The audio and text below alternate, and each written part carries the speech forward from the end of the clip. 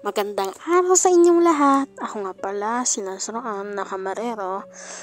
At ngayon ay bibihisan natin ng Santo Niño del Santísimo Rosario ng kanyang Holy Week. So yan, nilagay na natin ang kanyang damit. So, ayan, nilagay na natin ang kanyang sombrero. This is my second time na bibihisan ko siya. Ayan.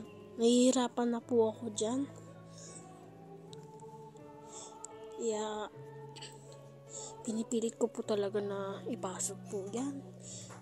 And napag-desisyon ko na tanggalin po muna yung kanyang sombrero kasi nahihirapan na rin po ako. At yan po, nilalagay ko na po ang kanyang accessories. Yan. Nilagay na natin. Ayan ang finished product. Siyempre, ang ating perfume, Miraculum de Maria, Camia Scent. Bili na kayo nun. Maraming salamat nga po sa panonood. Bye-bye po. Okay na to.